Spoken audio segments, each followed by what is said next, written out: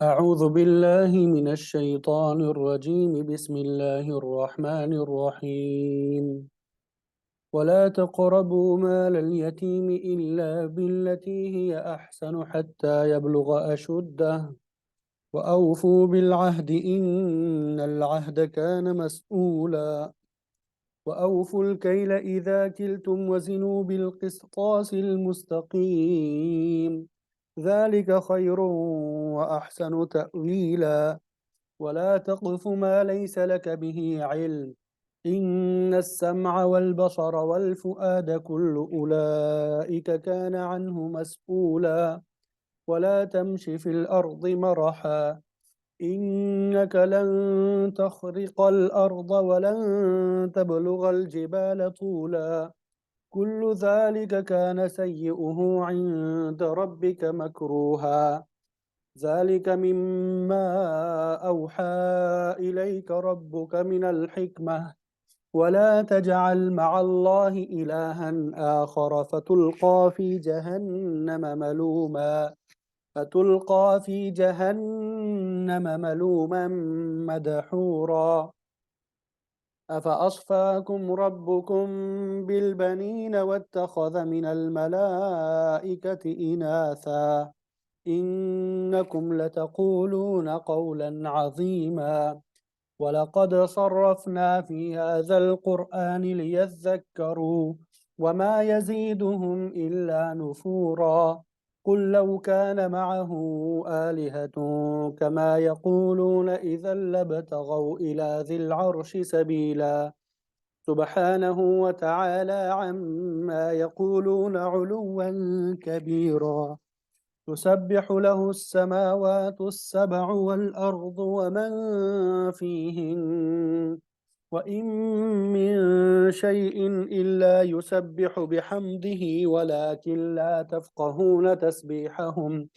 إنه كان حليما غفورا وإذا قرأت القرآن جعلنا بينك وبين الذين لا يؤمنون بالآخرة حجابا مستورا وجعلنا على قلوبهم أكنة أن يفقهوه وفي آذانهم وقرا وإذا ذكرت ربك في القرآن وحده ولوا على أدبارهم نفورا نحن أعلم بما يستمعون به إذ يستمعون إليك وإذ هم نجوى إذ يقول الظالمون إن تتبعون إلا رجلا مسحورا انظر كيف ضربوا لك الأمثال فضلوا فلا يستطيعون سبيلا صدق الله العظيم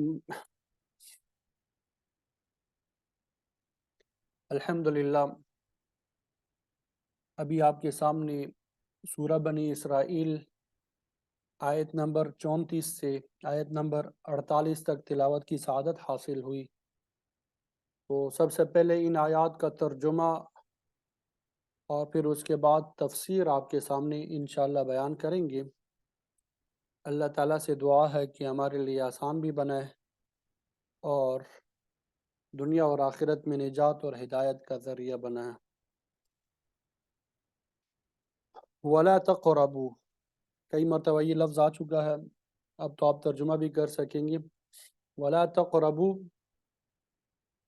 اور قریب مت جاؤ، وَلَا تَقْرَبُوا، اور قریب مت جاؤ، مال الیتیم، یتیم کے مال کے، وَلَا تَقْرَبُوا مال الیتیم، اور یتیم کے مال کے قریب مت جاؤ، الا، مگر، باللتی، اس کے ساتھ جو ہی احسن، زیادہ اچھا ہو، حتیٰ، یہاں تک کہ یبلغ، پہنچ جائے، وہ اشدہ، اپنی جوانی کو، وَأَوْفُوا، اور پورا کرو، بالعہد، عہد کو،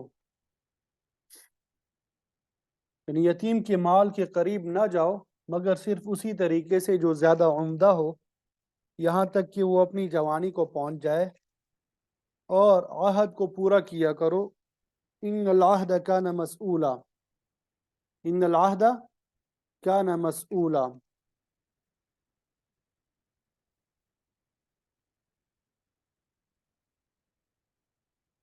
بے شک عہد ہوگا کانا مسئولا، یعنی پوچھا گیا ہوگا، اس عہد کے بارے میں پوچھا جائے گا. عہد کے بارے میں کیا ہوگا؟ پوچھا جائے گا. وَأَوْفُوا، اور پورا کرو، الکیل ماپ کو، اذا کلتم جب تم ماپ کرو، وزنوا اور وزن کرو، بالقسطاس ترازو کے ساتھ، المستقیمی سیدھی، اور سیدھی ترازو کے ساتھ وزن کیا کرو. ذالک خیر، یہ زیادہ بہتر ہے، وَأَحْسَنُ تأویلا، اور عمدہ ہے، زیادہ عمدہ ہے، تأویلا انجام میں، اس کا انجام جو ہے زیادہ عمدہ ہے. ولا تقف، اور پیچھے مت پڑو، ما اس چیز کے جو لیسا نہیں ہے، لکا تجھے، بھی اس کا علم کوئی علم، یعنی اس چیز کے پیچھے مت پڑو جس کا تمہیں علم نہ ہو. جس چیز کا تمہیں علم نہ ہو اس کے پیچھے مت پڑو. ان السمع، بے شک کان، والبصر اور آنکھ، والفؤاد اور دل، کلو ہر ایک، اولئک ان میں سے، کان عنہ مسئولا اس کے بارے میں پوچھا جائے گا. کان، آنکھ اور دل، ان میں سے ہر چیز کے بارے میں پوچھا جائے گا. ولا تمشی، اور مت چلو، فی الارض زمین میں، مرحا اترا کر، انک بے شک تو، لن تخرقا ہرگز نہیں پاڑ سکتا، الارض زمین کو، ولن تبلغا اور ہرگز نہیں پہنچ سکتا، الجبال پہاڑوں کو، طولا لمبے ہو کر. زمین پہ اتراتے ہوئے مت چلا کرو، کیونکہ تم زمین کو ہرگز نہیں پاڑ سکتے، اور تم لمبے ہو کے پہاڑوں تک بھی ہرگز نہیں پہنچ سکتے. کل ذالک، کل ذالک ہر ایک، ذالک یہ، کان سیئہ اس کا برا ہے، عند ربک تیرے رب کے پاس، مکروہ نا پسندیدہ، یعنی ان میں سے ہر بات آپ کے رب کے نزدیک ناپسندیدہ ہے.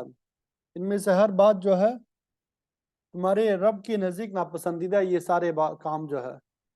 ذالکا یہ، مما اس میں سے، جو، اوحا وحی کی، الیکا تیری طرف، ربو کا تیرے رب نے، من الحکمتی حکمت میں سے، یعنی یہ حکمت کی وہ باتیں ہیں جو آپ کی طرف سے آپ کے رب نے وحی کی ہے. ولا تجعل، اور مت بنا تو، مع اللہ اللہ تعالیٰ کے ساتھ، الہا آخر کوئی دوسرا معبود، فتلقا تو ڈال دیا جائے گا، فی جہنم جہنم میں، ملومن ملامت والا ہو کر، مدحورا دھتکارا ہوا. اور اللہ تعالیٰ کے ساتھ کوئی دوسرا معبود مقرر نہ کرو، ورنہ تم ملامت زدہ ہو کے، دھتکارے ہوئے جہنم میں پھینک دیے جاؤ گے. بات سمجھ آ گئی؟ افاسفاکم، تو کیا، افاسفاکم، اسفا یسفی، اسفا اس کا معنی ہوتا ہے چننا، ٹھیک ہے. افاسفاکم، تو کیا تمہیں چن کر دیے، ربکم تمہارے رب نے، بالبنین بیٹے، واتخذ اور بنا لیا، من الملائکۃ فرشتوں میں سے، اناثا عورتیں، یعنی کیا تمہارے رب نے تمہیں چن چن کر بیٹے دیے اور فرشتوں کو بیٹیاں بنا لیا. انکم بے شک تم، لتقولون البتہ کہہ رہے ہو، قولا عظیما بہت بڑی بات. وَلَقَدْ اور البتہ یقیناً، صرفنا ہم نے بار بار بیان کیا، فی هذا القرآن اس قرآن مجید میں، لیذکروا تاکہ نصیحت حاصل کریں. وَلَقَدْ صرفنا اور البتہ یقیناً ہم نے بار بار بیان کیا، فی هذا القرآن اس قرآن مجید میں، لیذکروا تاکہ نصیحت حاصل کریں. وما یزیدہم اور اضافہ نہیں ہوتا ان کے، الا نفورا مگر بدکنے میں، یعنی ان کے بدکنے میں ہی اضافہ ہوتا ہے، اس کے علاوہ کسی چیز میں اضافہ نہیں ہوتا. قل آپ کہہ دیجئے لو کانا اگر ہوتے معہو اس کے ساتھ آلہتن کئی معبود کما یقولون جیسا کہ وہ کہتے ہیں کما یقولون جیسا کہ وہ کہتے ہیں اذن اس وقت لبتغوا البتہ حاصل کر لیتے الی ذی العرش عرش والے کی طرف سبیلا کوئی راستہ. آپ فرما دیجئے کہ اگر اللہ تعالیٰ کے ساتھ اور بھی معبود ہوتے جیسا کہ یہ لوگ کہتے ہیں تو وہ عرش والے کی طرف کوئی راستہ نکال لیتے. سبحانہ پاک ہے وہ وتعالی اور برتر ہے عما اس سے یقولون جو وہ کہتے ہیں علوا کبیرہ بہت بڑا برتر ہونا. وہ پاک ہے ان چیزوں سے بہت بلند و برتر ہے جو لوگ یہ کہتے ہیں. تسبحو تسبیح کرتے ہیں لہو اس کے لیے السماوات و آسمان السبع ساتوں والارض اور زمین ومن فیہن اور جو کوئی ان میں ہے یعنی ساتوں آسمان اور زمین اور ان میں جو کوئی بھی ہے اسی کی تسبیح جو ہے بیان کرتے ہیں. وَإِن مِّن شَيْءٍ اور نہیں ہے من شیء کچھ بھی الا مگر یسبح تسبیح کرتا ہے بحمدہ اس کی تعریف کے ساتھ ولکن لا یفقہون اور لیکن نہیں سمجھتے تم تسبیحہم ان کی تسبیح کو. انہ کان حلیما بے شک وہ بردبار بھی ہے غفورا اور بہت بخشنے والا بھی ہے. اور کوئی چیز ایسی نہیں ہے جو اس کی تعریف کے ساتھ اس کی تسبیح بیان نہ کرتی ہو لیکن تم ان کی تسبیح کو سمجھتے نہیں ہو. بے شک وہ بہت بردبار اور بخشنے والا ہے. وَإِذَا قَرَأْتَ الْقُرْآنَ اور جب قرأت آپ پڑھیں القرآن قرآن کو جعلنا بنا دیتے ہیں ہم جعلنا بنا دیتے ہیں ہم بینک آپ کے درمیان وبین الذین اور ان لوگوں کے درمیان لا یؤمنون جو ایمان لاتے ہیں بالآخرت یا آخرت پر حجاباً آڑ مستورہ پوشیدہ. جب آپ قرآن مجید کی تلاوت کرتے ہیں تو ہم آپ کے اور ان لوگوں کے درمیان ایک پوشیدہ آڑ قائم کر دیتے ہیں جو آخرت پہ ایمان نہیں رکھتے. وجعلنا اور کر دی ہم نے علی قلوبہم ان کے دلوں پر اکنتاً پردے ان یفقہوہ یہ کہ وہ اسے سمجھ سکیں. وفی آذانہم وقرا اور ان کے کانوں میں وفی آذانہم اور ان کے کانوں میں وقرا بوجھ ہے. وَإِذَا ذَكَرْتَ اور جب آپ ذکر کرتے ہیں ربک اپنے رب کا فی القرآن قرآن میں وحدہ اکیلا ولو وہ منہ موڑ لیتے ہیں علی ادبارہم اپنی پشتوں پر نفورا بدک کر یعنی ہم نے ان کے دلوں پہ پردے ڈال دیتے ہیں تاکہ وہ سمجھ نہ سکے اور ان کے کانوں میں بوجھ رکھ دیتے ہیں. اور جب آپ قرآن میں اپنے اکیلے رب کا ذکر کرتے ہیں تو یہ لوگ بدک کر پیٹ پھیرتے ہوئے بھاگ جاتے ہیں. جی آواز نہیں آ رہی ہے یہ ذرا آواز کے بارے میں کنفرم کر دیں.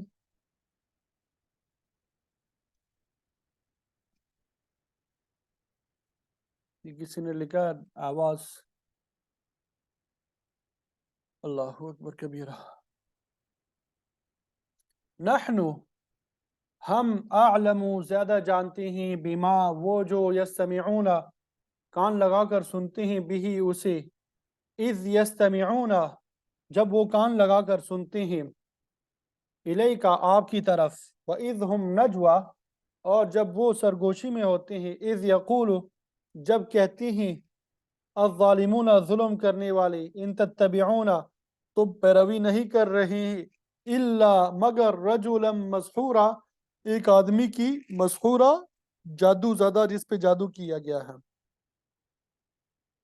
نحن اعلم بما یستمعون به ہم خوب جانتے ہیں کہ یہ کس وجہ سے سنتے ہیں جب وہ آپ کی طرف کان لگاتے ہیں اور جب وہ سرگوشیاں کرتے ہیں، جب ظالم کہتے ہیں کہ تم تو ایک ایسے آدمی کی پیروی کر رہے ہو جس پہ جادو کیا گیا ہے، انظر دیکھیے، کیفا کیسے، ضربو بیان کرتے ہیں وہ، لکا تیرے لیے، الامثال مثالیں، فضلو تو گمراہ ہو گئے وہ، فلا یستطیعون تو وہ قدرت نہیں رکھتے، سبیلا راستے کے۔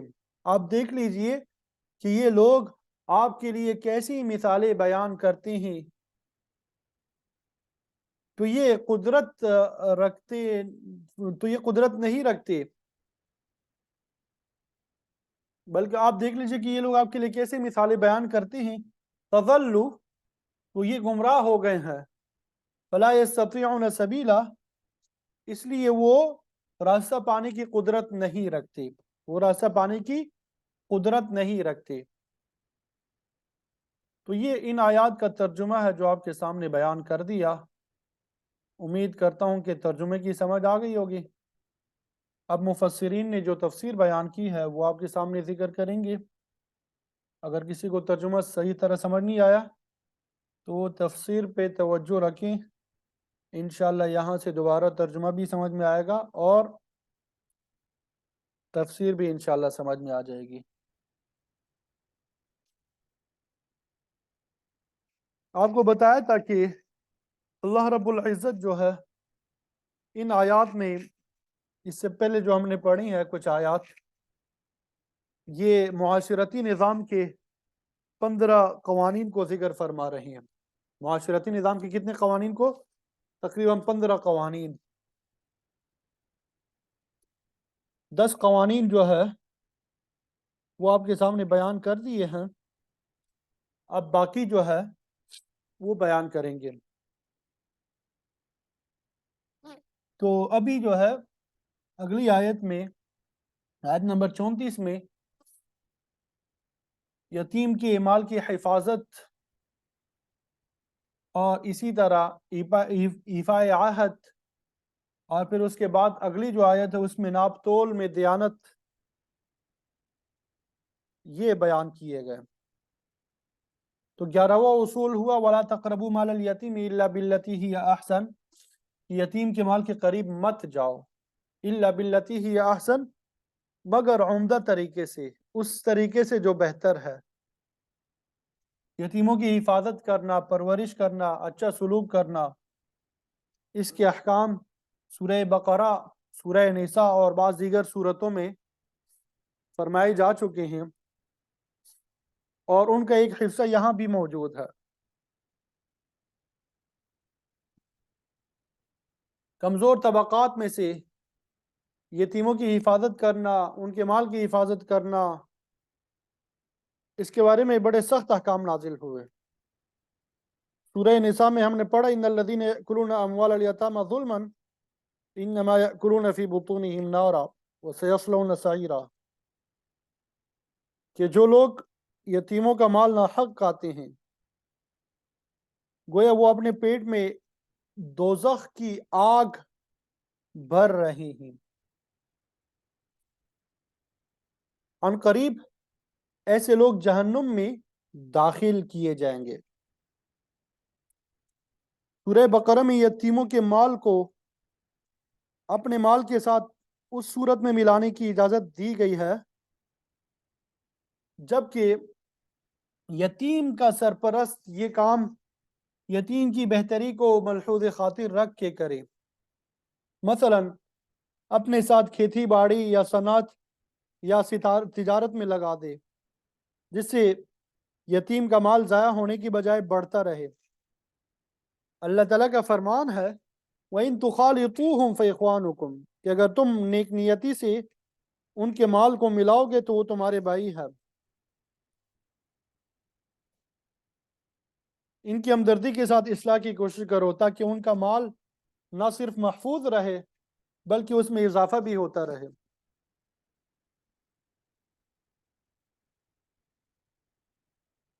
آج کل کے زمانے میں اگر کوئی رقم ویسے ہی پڑی رہے خرچ نہ کی جائے تو اس میں کمی واقع ہوتی رہتی ہے۔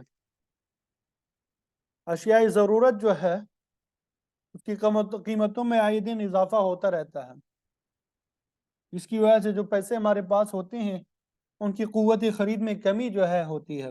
تو اب ضروری ہو گیا کہ نقد رقم کو کسی کاروبار میں لگایا جائے تاکہ اس کی قوت خرید میں اگر اضافہ نہ ہو تو کمی بھی واقع نہ ہو۔ تو یتیموں کے مال کو ان کی بہتری کے لیے اچھے مصرف میں لگانے کی اجازت دے دی گئی ہے۔ اسی طرح ان کے راشن کو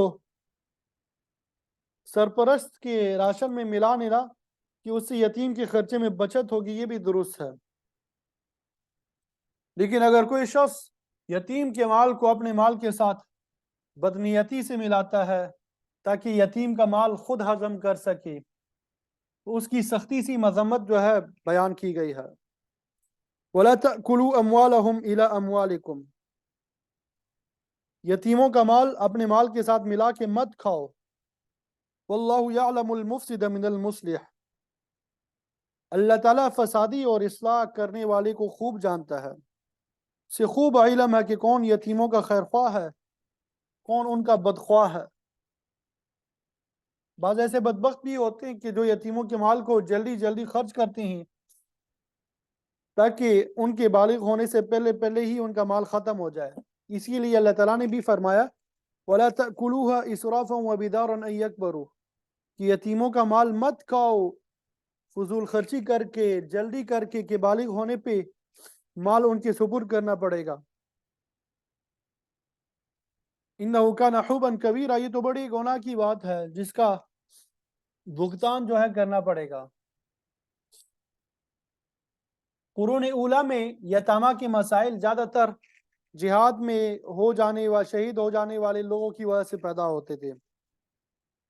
شہداء کے بچوں کے ساتھ حسن سلوک اس لیے بھی ضروری ہے تاکہ مسلمانوں میں جذبہ جہاد جو ہے بیدار رہے۔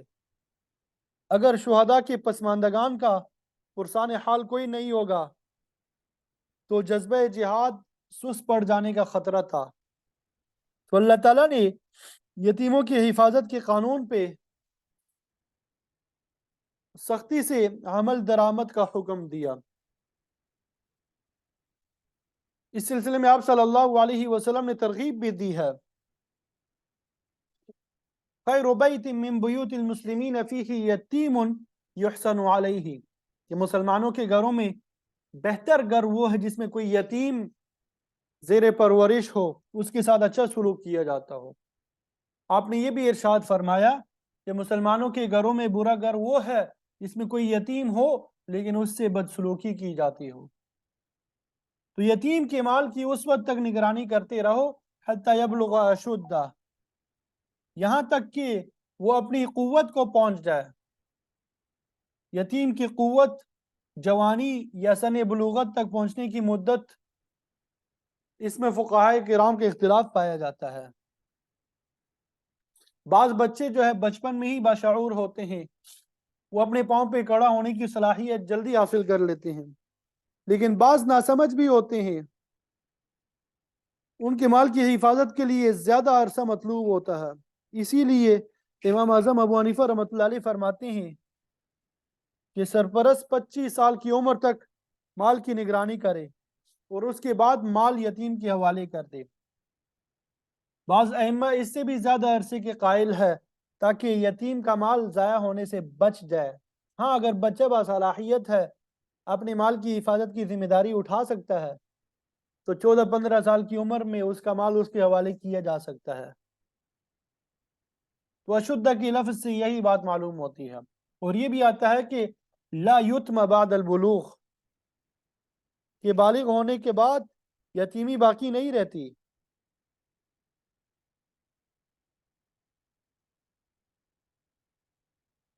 آپ صلی اللہ علیہ وسلم نے حضرت ابو ذر غفاری رضی اللہ تعالیٰ عنہ سے فرمایا انی اراک ضعیفا و انی احب لک ما احب لنفسی، میں تجھے کمزور آدمی خیال کرتا ہوں اور میں تمہارے لیے وہی چیز پسند کرتا ہوں جو اپنے لیے پسند کرتا ہوں۔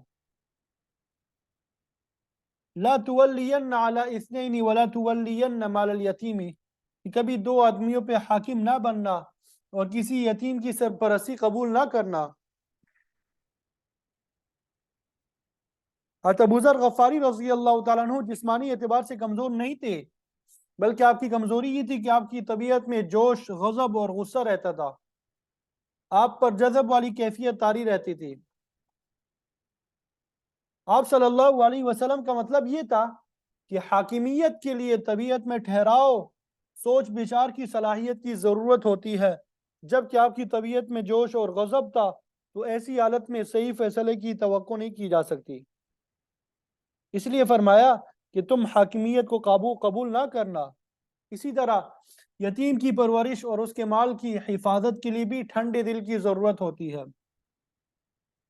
ہو سکتا ہے کہ گرم طبیعت آدمی یتیم کی کوئی جائز ضرورت بھی پوری کرنے سے انکار کر دے، یا گرم طبیعت میں لاؤبالی کی وجہ سے اس کا مال ہی ضائع کر دے، اسی لیے آپ نے ان دونوں چیزوں سے منع فرما دیا۔ البتہ جہاں تک ابو ذر غفاری رضی اللہ تعالیٰ عنہ کے زہد اور تقوی کا تعلق ہے، آپ صلی اللہ علیہ وسلم نے اس کی بھی بڑی تعریف فرمائی ہے۔ فرمایا کہ اگر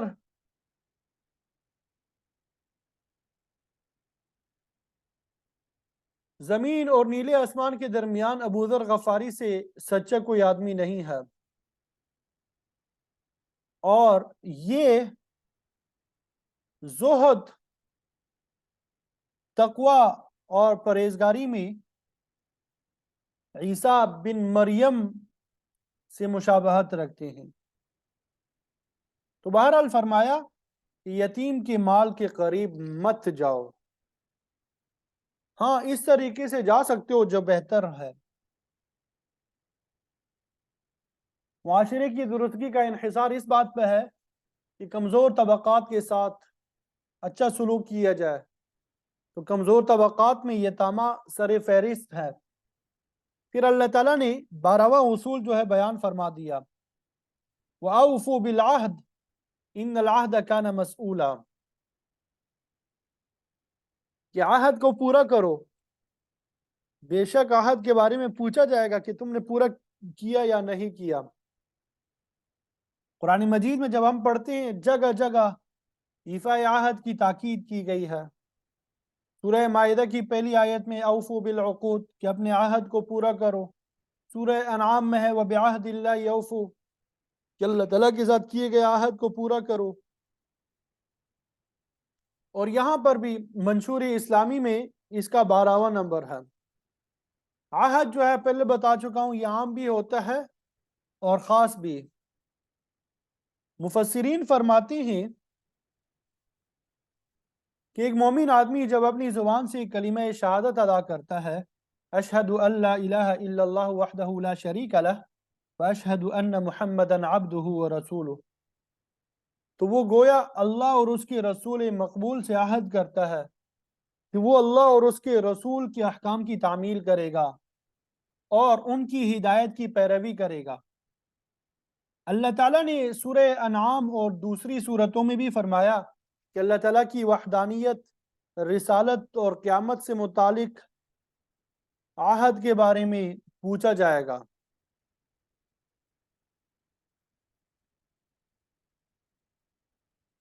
انسان اللہ تعالیٰ کے ساتھ نظر کی صورت میں بھی عہد کرتا ہے کہ فلاں کام کروں گا۔ اب یہ نظر جو ہے، منت جو ہے، یہ بھی اس کے ذمہ لازم ہو جاتا ہے کہ وہ اس کو پورا کرے۔ روزمرہ کی زندگی میں انفرادی اور اجتماعی طور پہ بے شمار قسم کے عہد و پیمان ایک دوسرے کے ساتھ کیے جاتے ہیں۔ خرید و فروخت کا معاملہ ہو، لین دین کا معاملہ ہو، قرض ہو، امانت ہو، طلاق ہو، نکاح ہو، یہ سب عہد ہے جن کو پورا کرنا ضروری ہے۔ اسی طرح حکومتی سطح پہ بھی ملکی جماعتوں یا غیر ملکی حکومتوں کے ساتھ عہد کیے جاتے ہیں، ان سب کو بھی پورا کرنا لازم ہے، بشرطے کہ جائز ہو، ان میں حلال کو حرام یا حرام کو حلال نہ بنایا گیا ہو۔ تو جو شخص، جماعت یا حکومت عہد کی خلاف ورزی کرے گی وہ غدار سمجھی جائے گی۔ اور آپ صلی اللہ علیہ وسلم کا فرمان لا تغدیروا، کہ غداری مت کرو کیونکہ یہ بہت بڑا جرم ہے۔ آگے سورہ انفال میں اس بات کی اجازت دی گئی ہے کہ کوئی عہد و پیمان کرنے کے بعد اگر تم سمجھتے ہو کہ اسے پورا نہیں کر سکتے فَانبِذْ إِلَيْهِمْ عَلَى سَوَاءٍ، اگر دوسری قوم کی طرف سے بعد عہدی کا خطرہ ہو تو آپ ان کے عہد کو ان کی طرف برابر سرابر پھینک دیں، یعنی اس معاہدے کے خاتمے کا اعلان کر دیں، اور اس کے بعد جو کارروائی مناسب سمجھیں اسے کریں۔ تو بہرحال یہ بات بتا دی گئی کہ عہد کی پابندی کرنا ضروری ہے، عہد کو توڑنا یہ نفاق کی علامت ہے۔ عملی منافق کی ایک علامت یہ بتائی گئی ہے، اذا عاہد غدر، جب وہ عہد کرتا ہے غداری کرتا ہے، ٹھیک ہے۔ تو یہ 12واں اصول ہو گیا اسلامی معاشرے کا۔ 13واں اصول اللہ تعالیٰ نے یہ بیان فرمایا وَأَوْفُوا الْكَيْلَ إِذَا كِلْتُمْ، کہ پورا کرو ماپ کو، جب کوئی چیز ماپتے ہو اس میں کمی بیشی نہ کرو۔ جب کسی چیز کا لین دین بذریعہ وزن ہو، وزنوا بالقسطاس المستقیم، تو سیدھے ترازو کے ساتھ پورا پورا وزن کر کے دو، اس میں ڈنڈی مارنے کی اجازت بالکل بھی نہیں ہے۔ ایسا کرنا خیانت ہوگا جو کہ حرام ہے، ایسا کرنا کیا ہے؟ خیانت ہے جو کہ حرام ہے۔ قرآن مجید میں موجود ہے کہ بعض قومیں ناپ تول میں کمی کی وجہ سے ہلاک ہوئی، جن میں شعیب علیہ السلام کی قوم ایکا اور مدین والے لوگ جو ہے سر فہرست ہے۔ یہ تاجر تھے لیکن ناپ تول میں خیانت کرتے تھے۔ مدینہ کے ارد گرد بھی یہودی تاجر پیشہ لوگ تھے، یہ خرابی ان میں بھی پائی جاتی تھی۔ تو اللہ تعالیٰ نے سورہ مطففین میں سخت وعید فرمائی وَيْلٌ لِّلْمُطَّفِّفِينَ، ہلاکت، تباہی اور بربادی ہے ناپ تول میں کمی بیشی کرنے والوں کے لیے۔ جب اپنا حق لینا ہو تو پورا پورا لیتے ہیں، اور جب لوگوں کا حق ادا کرنا ہو تو اس میں ڈنڈی مار جاتے ہیں۔ تو یہ بڑی ہی قبیح حرکت ہے۔ ترمذی شریف کی روایت میں آتا ہے کہ ایک مرتبہ آپ صلی اللہ علیہ وسلم بازار میں تشریف لے گئے اور تاجروں سے یوں خطاب فرمایا معاشر التجار قد ولیتم امرین ہلکت فیہ الامم السابقہ قبلکم، کہ اے تاجروں کے گروہ، تمہیں دو چیزوں کا ذمہ دار بنایا گیا ہے جن کی وجہ سے سابقہ قومیں جو ہے وہ ہلاک ہوئی، اور وہ دو چیزیں کیا ہے؟ المکیال والمیزان، ناپ اور تول ہے۔ سابقہ قومیں جو ہے ان دو چیزوں میں کمی بیشی کی وجہ سے عذاب کی مستحق ٹھہری۔ تو تمہیں آگاہ کرتا ہوں، تمہیں بتاتا ہوں کہ تم ان کے نقش قدم پہ مت چلنا، کسی کا حق ضائع نہ کرنا۔ شعیب علیہ السلام کے واقعے میں موجود ہے کہ جب آپ لوگوں کو اس قبیح فعل سے منع کرتے تو وہ کہتے شعیب اصلاتک تأمرک ان نترک ما یعبد آباؤنا او ان نفعل فی اموالنا ما نشاء، کیا تمہاری نمازیں تمہیں حکم دیتی ہے کہ ہم اپنے آباء و اجداد کے معبودوں کو چھوڑ دیں یا اپنے مالوں میں اپنی مرضی کا تصرف کرنا چھوڑ دیں؟ اس کا نتیجہ یہ ہوا کہ اللہ تعالیٰ کا غضب نازل ہوا اور ساری قوم جو ہے ہلاک ہو گئی۔ ناپ تول میں کمی بیشی عام طور پہ تاجر لوگوں کا کام ہے، یہ دھوکہ دینے کے مترادف ہے جو کہ قطعی حرام عمل ہے، فعل ہے۔ جھوٹے دعویٰ کرنے سے، جھوٹی قسم کھانے سے برکت اٹھ جاتی ہے، مال کی تباہی قریب آ جاتی ہے۔ جھوٹی قسم مال کو چلا تو دے گی لیکن برکت کو بالکل مٹھا دیتی ہے۔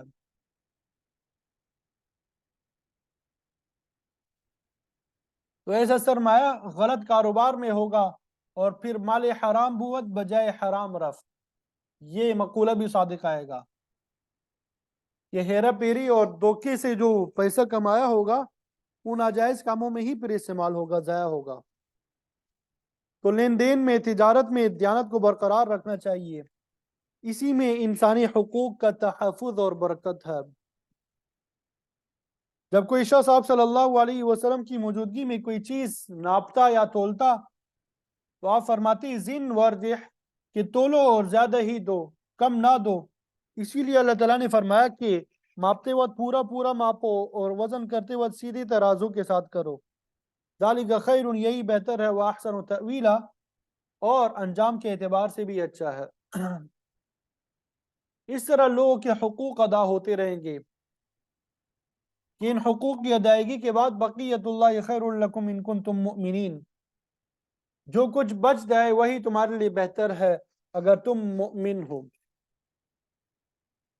ایماندار تاجر کے بارے میں آپ صلی اللہ علیہ وسلم کا فرمان ہے، التاجر الصدوق الامین مع النبیین والصدیقین والشہداء، سچے اور امانتدار تاجر کا حشر نبیوں، صدیقوں اور شہیدوں کے ساتھ ہوگا۔ تاجروں کا فرض ہے کہ وہ کاروبار میں دیانت اور امانت کی پاسداری کرے، کسی کو دھوکے سے ناقص مال فروخت کرنے کی کوشش نہ کرے، بلکہ اگر کوئی نقص جو ہے ان کے نوٹس میں آ گیا تو گاہک کو واضح طور پہ بتا دے کہ اس میں یہ خامی ہے۔ اسی لیے فرمایا کہ ناپ تول میں پورا پورا دینا انجام کے اعتبار سے بہتر ہے۔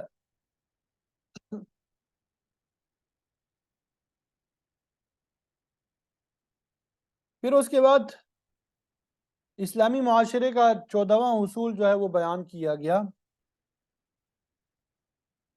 وَلَا تَقْفُ مَا لَيْسَ لَكَ بِهِ عِلْمٍ، کہ جس چیز کا تمہیں علم نہ ہو اس کے پیچھے مت پڑو۔ مطلب یہ کہ بلا تحقیق کسی چیز کو نہ دل میں جگہ دو، نہ زبان سے نکالو اور نہ اس پہ عمل کرو۔ آپ صلی اللہ علیہ وسلم کا فرمان ہے، کفا بالمرء کذبا ان یحدث بکل ما سمع، کہ کسی آدمی کے جھوٹا ہونے کے لیے اتنا ہی کافی ہے کہ وہ ہر سنی سنائی بات کو بغیر تحقیق آگے چلا دے۔ مثلا یہ ہے کہ کوئی شخص بغیر تحقیق کی گواہی دے دے، کسی پہ تہمت لگا دے، بغیر تحقیق کسی سے نفرت اور عداوت رکھے یا ایذا پہنچائے۔ رسومات باطلہ کی اندھی تقلید بھی اسی فہرست میں آتی ہے، کیونکہ یہ بھی قوم، برادری یا آباء و اجداد سے منسوب بلا تحقیق کی جاتی ہے۔ ان دیکھی اور ان سنی باتوں کو اس طرح بیان کرنا گویا کہ وہ اپنی آنکھوں سے آپ نے دیکھا ہے، خلاف حق باتوں کی حمایت کرنا، جھوٹا خواب بیان کرنا، یہ سب ایسی باتیں ہیں جو بلا تحقیق عمل درآمد کی مد میں آتی ہے۔ انسان کو چاہیے کہ ہر بات کی اندھا دھند پیروی کرنے کی بجائے اس کے بارے میں پورا پورا علم حاصل کیا جائے اور پھر اس کے بارے میں کوئی فیصلہ کرے۔ صرف اٹکل پچو اور غیر یقینی باتوں پہ حکم دینا یا اس پہ عمل کرنا یہ ہرگز جائز نہیں ہے، یہ تو جھوٹا ہونے کی علامت ہے۔ ان السمع والبصر والفؤاد، بے شک کان، آنکھ اور دل، کل اولئک کان عنہ مسئولا، ان سب سے سوال کیا جائے گا۔ انسان سے پوچھ گچھ ہوگی کہ اس نے اللہ کی ان نعمتوں کو غلط طور پہ کیوں استعمال کیا، وہم و گمان پہ مبنی غلط باتیں کانوں میں کیوں ڈالی، آنکھ جیسی عظیم نعمت سے غلط چیزوں کو کیوں دیکھا۔ دل تو بہت بڑی دولت ہے جو اللہ تعالیٰ نے انسان کی سینے میں رکھی ہے۔ اعتقاد، اخلاق، عزم اور قوت عملیہ کا مرکز دل ہی ہے۔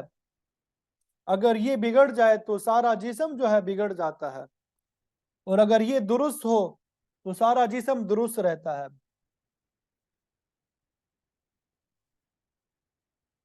تو یہ اتنی بڑی نعمت ہے، اگر اس کو غلط کاموں پہ لگایا جائے تو اس کے بارے میں پوچھا جائے گا۔ سورہ ہمزہ میں عذاب کا ذکر کرتے ہوئے اللہ تعالیٰ نے فرمایا، نار اللہ الموقدہ التي تطلع على الافئدہ، کہ جہنم کی آگ کا اثر جو ہے سب سے پہلے دل پہ ہوگا، کیونکہ مرکز اخلاق اور ہر فعل کا منبع جو ہے دل ہی ہے، اس لیے سب سے پہلے اسی کے بارے میں پوچھا جائے گا۔ کان سنتے ہیں، آنکھ دیکھتی ہے، اور دل جو ہے وہ غور و فکر کرتا ہے۔ نفرت اور محبت جو ہے وہ دل میں ہی پیدا ہوتی ہے، عزم اور ارادہ دل سے ہی وابستہ ہے، توحید اور ایمان کا مرکز بھی دل ہے، کفر، نفاق، بد اخلاقی، حسد، کینہ، یہ سب یہاں دل میں ہی پیدا ہوتے ہیں۔ تو اگر عقیدے کے اعتبار سے دل کو غلط طور پہ استعمال کرے گا تو اللہ تعالیٰ کا ارشاد ہے اولئک کالانعام بل هم اضل، ایسے لوگ جانوروں کی مانند ہے یا ان سے بھی بدتر ہے۔ اسی دل کو صحیح طور پہ استعمال نہ کرنے والے کافروں کے بارے میں فرمایا ان شر الدواب عند اللہ الصم البکم الذین لا یعقلون، کہ یہ اندھی اور بہری بدترین مخلوق ہے جو عقل کو صحیح طور پہ استعمال نہیں کرتی۔ یہ ساری باتیں اللہ تعالیٰ نے 14ویں اصول کے تحت بیان فرمائی ہے۔ پھر 15واں اصول اللہ تعالیٰ نے بیان فرمایا وَلَا تَمْشِ فِي الْأَرْضِ مَرَحًا، وَلَا تَمْشِ فِي الْأَرْضِ مَرَحًا، اکڑ یہ زمین پہ مت چلو اتراتے ہوئے، غرور اور اکڑ مت دکھاؤ۔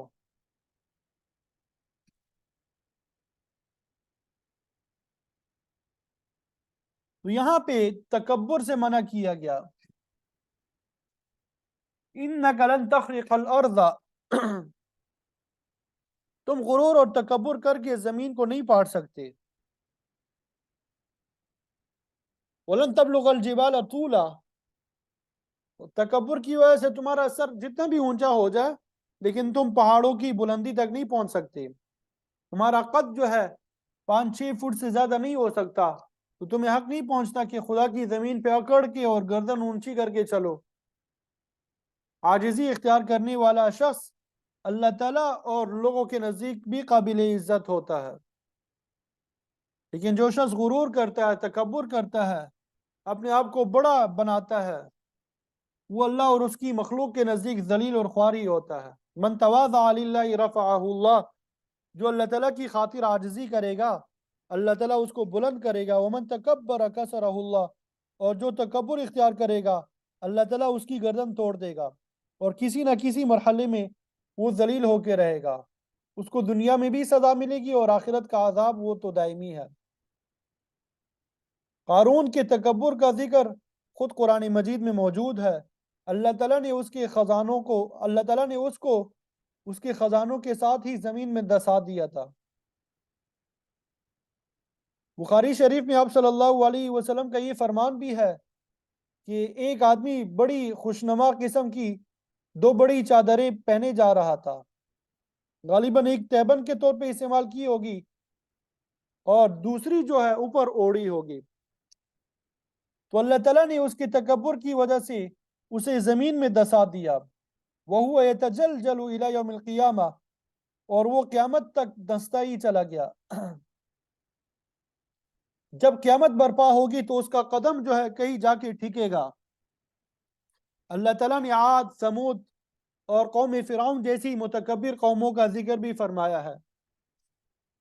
ان کے تکبر کی وجہ سے اللہ تعالیٰ نے انہیں دنیا میں ہی سخت سزائیں دی۔ تو مطلب یہ کہ اللہ تعالیٰ نے زمین پر اکڑ کر چلنے سے منع فرمایا۔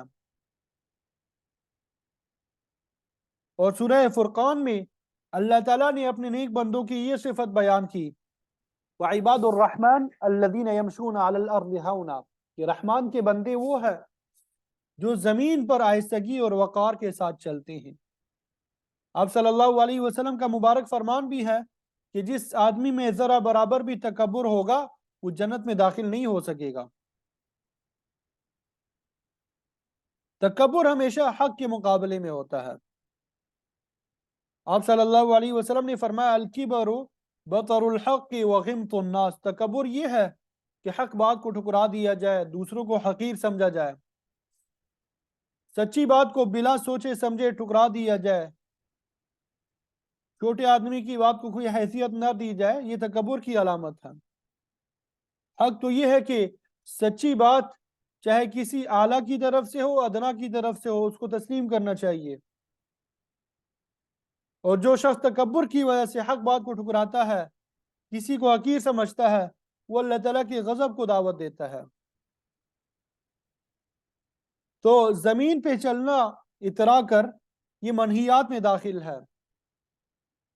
اس سے پہلے بھی بہت سی ممنوع باتوں کا ذکر آ گیا، جیسے قتل اولاد، قتل ناحق، اسراف فی القتل، زنا کرنا، بدعہدی کرنا، ناپ تول میں خرابی، یتیم کا مال کھانا، بلا تحقیق کسی چیز پہ اعتقاد رکھنا، زبان سے کہنا یا اس پہ عمل کرنا، ان سب باتوں کے بارے میں فرمایا کل ذالک کان سیئہ عند ربک مکروہا، کہ ان کی برائی جو ہے تیرے پروردگار کے ہاں سخت ناپسندیدہ ہے، تیرا رب ان سے بیزار ہے، لہذا ان سے بچنے کی کوشش کرو۔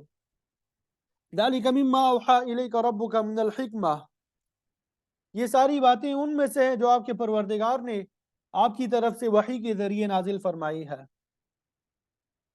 اور ہے بھی یہ حکمت کی باتیں، ان باتوں میں علم، دانائی، سمجھ اور فہم پایا جاتا ہے۔ اللہ تعالیٰ کے نزدیک حکمت بہت بڑی چیز ہے۔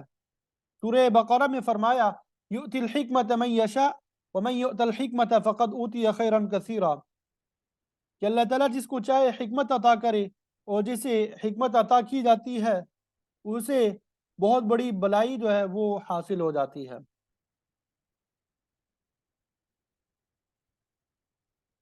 آخر میں اللہ تعالیٰ نے پھر وہی بات بیان کی جو ان 15 اصولوں کی ابتدا میں کہی گئی، یعنی شرک کی تردید، وَلَا تَجْعَلْ مَعَ اللَّهِ إِلَٰهًا آخر، کہ نہ بناؤ اللہ تعالیٰ کے ساتھ کوئی دوسرا معبود، نہ بناؤ اللہ تعالیٰ کے ساتھ کوئی دوسرا معبود،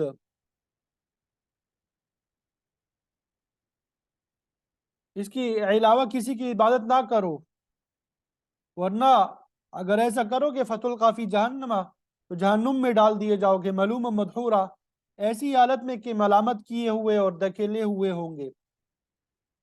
شرک میں مبتلا ہونا یہ سخت ترین جرم ہے۔ اللہ تعالیٰ نے اپنے پاک نبیوں کے بارے میں فرمایا لَإِنْ أَشْرَكْتَ لَيَحْبَطَنَّ عَمَلُكَ وَلَتَكُونَنَّ مِنَ الْخَاسِرِينَ، اگر شرک کرو گے تو تمہارے اعمال بھی ضائع ہو جائیں گے اور تم نقصان اٹھانے والوں میں ہو جاؤ گے۔ ایمان اور اخلاص یہ بڑی حقیقت ہے جس میں کسی صورت میں بھی خرابی نہیں آنی چاہیے۔ اگر کفر، شرک یا بدعقیدگی پیدا ہو گئی تو سارے نیک اعمال بھی ضائع ہو جائیں گے۔ اللہ تعالیٰ نے شرک کی تاکید دوبارہ تردید فرمائی ہے کہ اللہ تعالیٰ کے ساتھ کسی کو الہ مت بناؤ ورنہ تمہارا ٹھکانہ جہنم ہوگا۔ پھر آگے ایک بات کی طرف اشارہ فرمایا افاسفاکم ربکم بالبنین، بھلا کیا منتخب فرمایا ہے تمہارے پروردگار نے تمہیں بیٹوں کے ساتھ، یعنی تم اپنے لیے بیٹے پسند کرتے ہو، واتخذ من الملائکۃ اناثا، اور اس نے فرشتوں میں سے اپنی بیٹیاں بنا لی ہیں۔ یہ اصل میں مشرکین کے باطل عقیدے کا رد ہے جو کہتے تھے کہ فرشتے اللہ تعالیٰ کی بیٹیاں ہیں۔ یہاں فرمایا گیا کہ یہ کیسی بے عقلی کی بات ہے کہ لڑکیوں کو اپنے لیے تو پسند نہیں کرتے بلکہ پیدا ہوتے ہی انہیں زندہ درگور کر دیتے ہیں، لیکن اس کی نسبت اللہ تعالیٰ کی طرف کرنے سے ذرا بھی شرم نہیں کرتے۔ یہ تو احمقانہ تجویز ہے۔ فرشتے جو ہے وہ تو تذکیر اور تانیث سے پاک اللہ تعالیٰ کی مخلوق ہے، بھلا ان کو خدا کی بیٹیاں کیسے کہتے ہو؟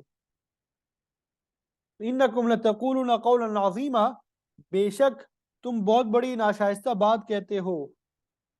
اللہ تعالیٰ کے لیے اولاد تجویز کرنا اور بالخصوص بیٹیوں کی نسبت اللہ تعالیٰ کی طرف کرنا جنہیں تم خود حقارت کی نگاہ سے دیکھتے ہو، یہ تو اللہ تعالیٰ کے ساتھ بہت بڑی گستاخی کی بات ہے۔ دوسری جگہ اللہ تعالیٰ کا فرمان ہے کہ اللہ تعالیٰ کے لیے اولاد تجویز کرنا یہ اس کی ناراضگی کا سبب ہے۔ تکاد السماوات یتفطرن منہ وتنشق الارض وتخر الجبال ہدا، قریب ہے کہ آسمان پڑ جائے، زمین شق ہو جائے، پہاڑ ریزہ ریزہ ہو جائے۔ ان دعوا للرحمن ولدا، کہ انہوں نے اللہ کے لیے بیٹا تجویز کیا ہے، یہ تو بڑی گستاخی کی بات ہے۔ تو اللہ تعالیٰ نے مشرکین کے باطل عقیدہ اس کا بھی رد فرمایا اور توحید کی تلقین بھی فرمائی۔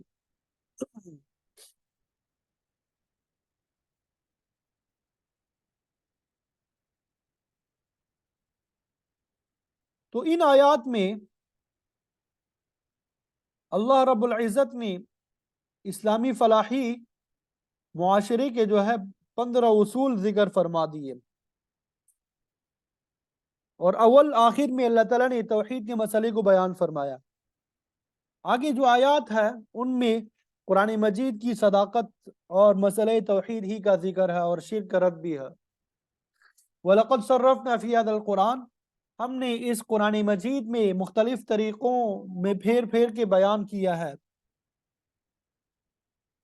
تاکہ اللہ تعالیٰ کی وحدانیت، ایمانیات، رسالت، معاد، موجودہ اور دوسری زندگی سے تعلق رکھنے والی ساری باتیں آسانی سے سمجھ میں آ سکیں، اور دوسرا مقصد یہ لیذکروا، تاکہ لوگ ان مثالوں سے نصیحت پکڑ لیں، کفر اور شرک کو چھوڑ کے اللہ تعالیٰ کی وحدانیت کو تسلیم کرے۔ لیکن حقیقت یہ ہے وما یزیدہم الا نفورا، کہ اس تمام تر تشریح کے باوجود متعصب، ضدی اور عنادی لوگ، ان کی نفرت میں ہی اضافہ ہوا، قرآن مجید سے کچھ نصیحت حاصل نہیں کر پاتے۔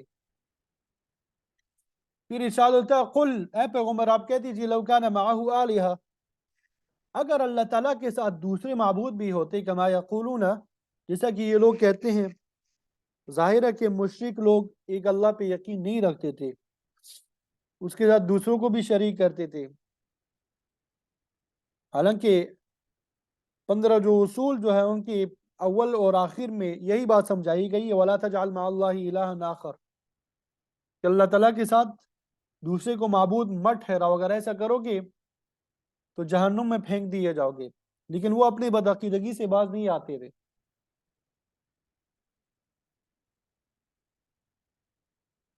تو اگر اللہ تعالیٰ کے ساتھ اور الہ بھی ہوتے ہیں جیسا کہ یہ لوگ کہتے ہیں، اِذًا لَابْتَغَوْا إِلَىٰ ذِي الْعَرْشِ سَبِيلًا، تو یقیناً وہ عرش والے کی طرف راستہ تلاش کرتے، کیونکہ ہر الہ کی یہی خواہش ہوتی کہ وہی غالب آ جائے اور دوسرے سب مغلوب ہو جائے۔ اور اسی طرح سورہ انبیاء میں بھی اسی حقیقت کو بیان کیا گیا، لو کان فیہما آلہۃ الا اللہ لفسدتا، اگر کائنات ارض و سما میں اللہ کے علاوہ دوسرے معبود ہوتے تو کائنات میں فتنہ برپا ہو جاتا، سکون باقی نہ رہتا۔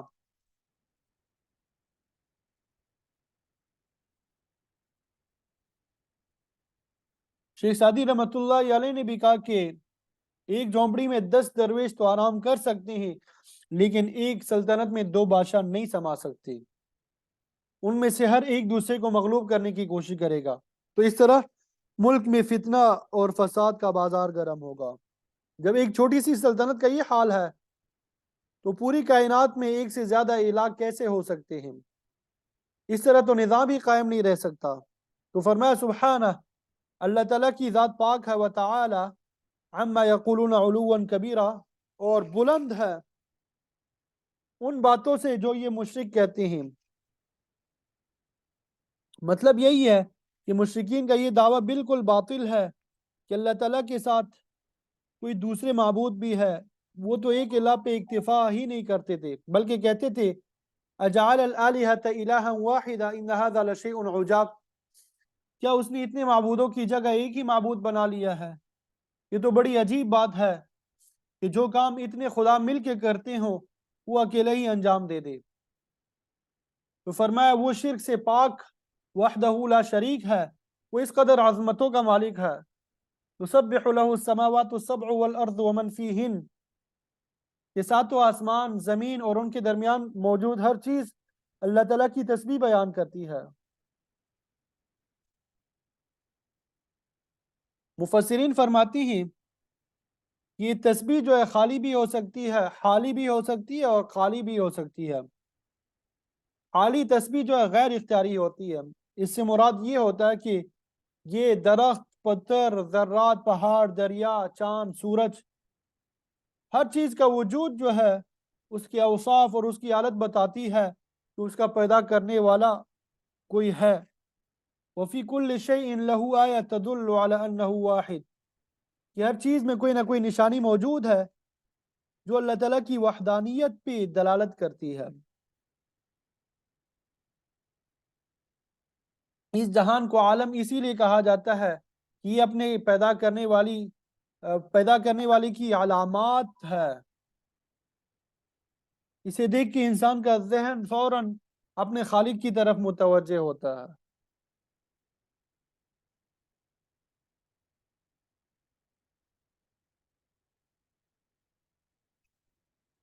تو بہرحال تسبیح حالی تو ہر چیز میں پائی جاتی ہے، حتیٰ کہ مشرکوں، کافروں اور دہریوں کا وجود بھی حالی تسبیح کر رہا ہے۔ سورہ نحل میں ہم نے پڑھا تھا کہ کیا ان لوگوں نے اللہ تعالیٰ کی مخلوق میں ایسی چیزیں نہیں دیکھی، یتفیأ الظلال، جن کے سائے جو ہے دائیں بائیں لوٹتے رہتے ہیں، اللہ تعالیٰ کے سامنے سجدا للہ وہم داخرون، عاجز ہو کے سجدے میں پڑے رہتے ہیں۔ اگر کوئی شخص اپنے دل و دماغ اور زبان سے اللہ تعالیٰ کی توحید کا انکار ہی کیوں نہ کرتا ہو، مگر اس کا وجود اور اعضاء اللہ تعالیٰ کی تسبیح بیان کر رہے ہیں، مگر اس تسبیح کی کیفیت کو اللہ تعالیٰ ہی جانتا ہے۔ گویا کہ ہر چیز کا حال اللہ تعالیٰ کی قدرت تامہ، حکمت بالغہ اور اس کی عظمت اور وحدانیت کی دلیل ہے۔ مفسرین فرماتے ہیں کہ تسبیح قالی سے مراد یہ ہے کہ ہر چیز اللہ تعالیٰ کی تسبیح اور تحمید اپنی زبان سے بھی کرتی ہے۔ تو یہاں پر بھی یہی بات بیان کی گئی ہے، وَإِن مِّن شَيْءٍ إِلَّا يُسَبِّحُ بِحَمْدِهِ، کہ ہر چیز اللہ تعالیٰ کی تسبیح اور تحمید بیان کرتی ہے، وَلَٰكِن لَّا تَفْقَهُونَ تَسْبِيحَهُمْ، لیکن تم ان کی تسبیح کو سمجھنے سے قاصر ہو۔ عام طور پہ درختوں، پتھروں اور دیگر بے جان چیزوں کی تسبیح انسان نہیں سنتے، لیکن بعض اوقات معجزہ یا کرامت کے طور پہ ایسا ہو سکتا ہے۔ حضرت ابو ذر غفاری رضی اللہ تعالیٰ عنہ کی روایت میں آتا ہے کہ آپ صلی اللہ علیہ وسلم کے ہاتھوں میں سنگریزے تھے، جن سے اس طرح تسبیح کی آواز آ رہی تھی جیسے شہد کی مکھیوں کی بنبناہٹ ہوتی ہے۔ اسی طرح آپ صلی اللہ علیہ وسلم دسترخوان پہ کھانا تناول فرما رہے تھے اور کھانا اللہ تعالیٰ کی تسبیح پڑھ رہا تھا، سبحان اللہ کہتا جاتا تھا۔ اسی طرح شیخ ابن عربی رحمۃ اللہ علیہ فرماتے ہیں کہ میں نے اپنے کھانوں سے درختوں کی تسبیح سنی ہے۔ ایک حدیث میں یہ بھی آتا ہے کہ مینڈک کو نہ مارو، کیونکہ ان کی ٹڑٹڑاہٹ جو ہے اصل میں اللہ تعالیٰ کی تسبیح ہوتی ہے۔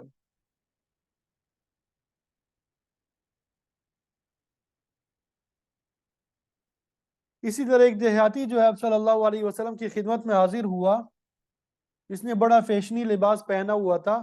اس نے عام مجلس سے یوں خطاب کیا کہ تمہارے یہ صاحب چرواہوں کو تو بڑا بلند کر رہے ہیں، لیکن باعزت لوگوں کو ذلیل کر رہے ہیں۔ آپ صلی اللہ علیہ وسلم نے اس کے لباس کا کپڑا ہاتھ میں لے کے کہا کہ تمہارا یہ لباس عقل مندوں کا لباس معلوم نہیں ہوتا۔ پھر آپ نے لوگوں کی طرف متوجہ ہو کے فرمایا، جب نوح علیہ السلام کا آخری وقت قریب آیا تو انہوں نے اپنے دونوں بیٹوں کو بلا کے کہا، میں تمہیں دو باتوں کا حکم دینا چاہتا ہوں، دو باتوں سے منع کرتا ہوں۔ منہیات یہ ہے کہ اللہ تعالیٰ کے ساتھ کسی کو شریک نہ کرنا اور تکبر نہ کرنا۔ اوامر یہ ہے کہ ہر وقت لا الہ الا اللہ پڑھتے رہا کرو، کیونکہ یہ ایسی تسبیح ہے کہ ایک پلڑے میں یہ ہو اور دوسرے پلڑے میں آسمان اور زمین، تو پھر بھی یہ باری ہے۔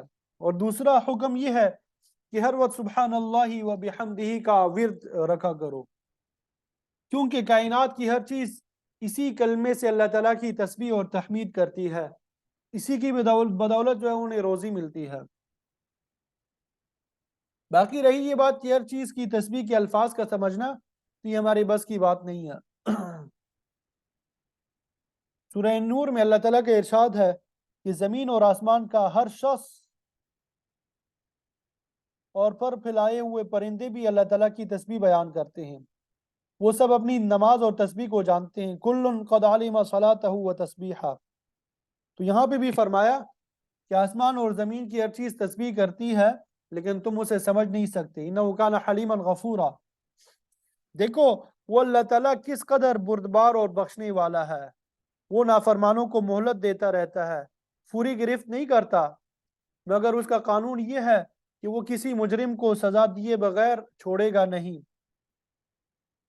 جب پکڑے گا تو پھر پورا پورا مواخذہ ہوگا۔ وَإِذَا قَرَأْتَ الْقُرْآنَ جَعَلْنَا بَيْنَكَ وَبَيْنَ الَّذِينَ لَا يُؤْمِنُونَ بِالْآخِرَةِ حِجَابًا مَسْتُورًا،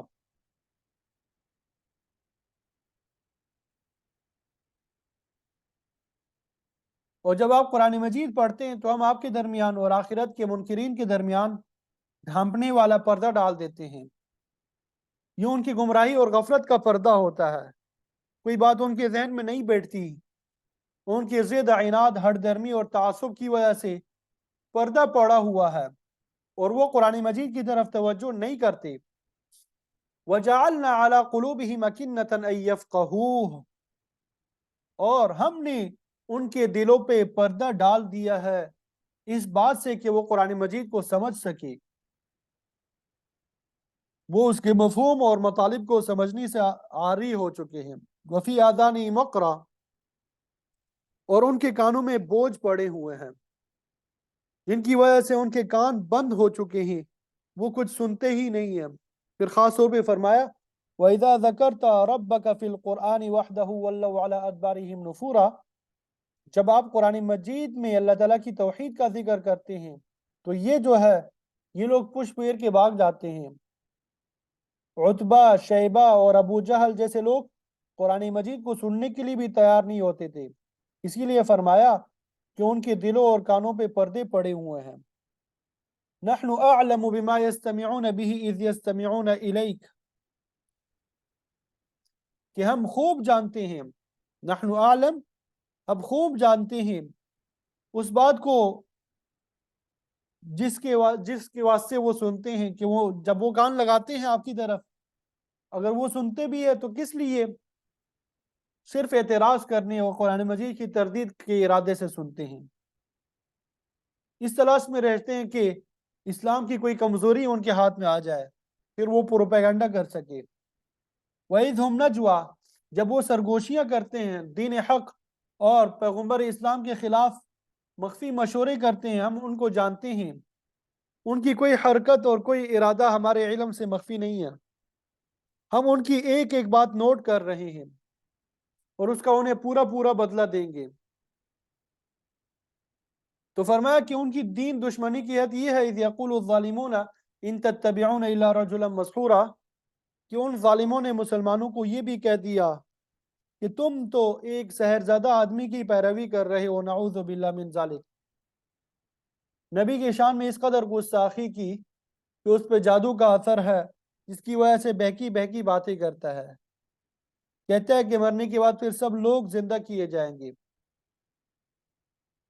آگے کل انشاءاللہ پڑھیں گے وَقَالُوا أَإِذَا كُنَّا عِظَامًا وَرُفَاتًا أَإِنَّا لَمَبْعُوثُونَ خَلْقًا جَدِيدًا،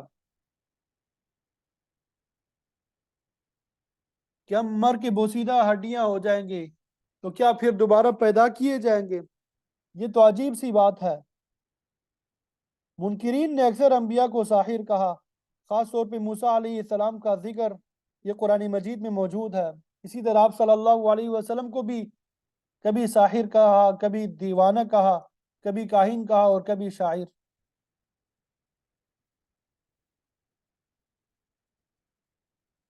حدیث میں آپ صلی اللہ علیہ وسلم پر سحر کا اثر ہونے کا ذکر ملتا ہے. یہودیوں نے داغے میں 11 گھیرے لگا کے اسے ایک پرانے کنویں میں دفن کر دیا جس کی وجہ سے آپ بیمار ہو گئے. اور یہ بات بھی یاد رہے کہ نبی کو جسمانی بیماری تو لاحق ہو سکتی ہے لیکن آپ کے دل اور دماغ پہ جادو کا اثر نہیں ہو سکتا کیونکہ یہ منصب نبوت کے منافی ہے. بہرحال اللہ تعالیٰ نے فرشتہ بھیج کے جادو کے اثر کو زائل کرنے کا بھی نسخہ بتا دیا. آپ صلی اللہ علیہ وسلم نے جادو کا سامان بھی اس جگہ سے نکلوا لیا. سورہ فلق اور سورہ ناس کی 11 آیات ایک ایک کر کے پڑھتے جاتے تھے اور ایک ایک گرہ جو ہے کھلتی جاتی تھی. اسی طرح آپ جادو کے اثر سے بالکل پاک ہو گئے. بعض مفسرین فرماتے ہیں کہ سحر، یہ مسحور جو ہے سحر سے نہیں ہے بلکہ سحر سے ہے. اس کا مطلب ہوتا ہے پھیپھڑک رکھنے والا انسان ہے. مشرک لوگ یہ غلط پروپیگنڈا کرتے تھے کہ مسلمان ایک انسان کی پیروی کر رہی ہیں، حالانکہ ان کے خیال کے مطابق انسان پیغمبر نہیں ہو سکتا. تو بہرحال سحور کا معنی کھانے پینے والا انسان ہے. تو مسحور سے مراد سحر زدہ بھی ہو سکتا ہے اور کھاتا پیتا انسان بھی ہو سکتا ہے. مشرکین کسی انسان کو نبی ماننے کے لیے بالکل تیار نہیں تھے، حالانکہ اللہ تعالیٰ کا فرمان یہ ہے کہ ہم انسانوں کی طرف انسانوں کو ہی رسول بنا کے بھیجتے ہیں۔ اگر زمین میں فرشتے چلتے پھرتے ہیں، لنزلنا علیہم من السماء ملکا رسولا، تو ہم آسمان سے فرشتے کو رسول بنا کے بھیج دیتے۔ اللہ تعالیٰ نے بشریت اور انسانیت کا اعلان خود آپ صلی اللہ علیہ وسلم کی زبان سے بھی کروا دیا، قل انما انا بشر مثلکم، کہ میں تو تمہارے جیسا ہی انسان ہوں، البتہ اللہ تعالیٰ نے مجھے شرف بخشا ہے، مجھ پہ وحی نازل فرمائی ہے، نبی اور معصوم بنایا ہے، میری اتباع کا حکم دیا۔ بلکہ ہر نبی نے اپنی امت کے لوگوں سے یہی کہا، فاتقوا اللہ واطیعون، کہ اللہ سے ڈرو اور میری اطاعت کرو، اللہ سے ڈرو اور میری اطاعت کرو، میں تمہارے سامنے نمونہ بن کے آیا ہوں۔ تو بہرحال مشرک لوگ پروپیگنڈا کرتے تھے کہ مسلمان ایک سحرزدہ اور انسان کا اتباع کرتے ہیں، تو اللہ تعالیٰ نے فرمایا انظر کیف ضربوا لک الامثال، دیکھو یہ لوگ کس طرح آپ کے سامنے مثالیں بیان کرتے ہیں، حقیقت میں فضلوا، یہ گمراہ ہو چکے ہیں، فلا یستطیعون سبیلا، اور اب راستہ پانے کی طاقت نہیں رکھتے۔ تو اللہ تعالیٰ کا یہ فیصلہ ہے کہ کسی متعصب، ضدی اور عنادی آدمی کو صراط مستقیم نصیب نہیں ہو سکتا۔ اللہ تعالیٰ سے دعا ہے کہ مجھے آپ کو عمل کی توفیق عطا فرمائے۔ وآخر دعوانا ان الحمد للہ رب العالمین۔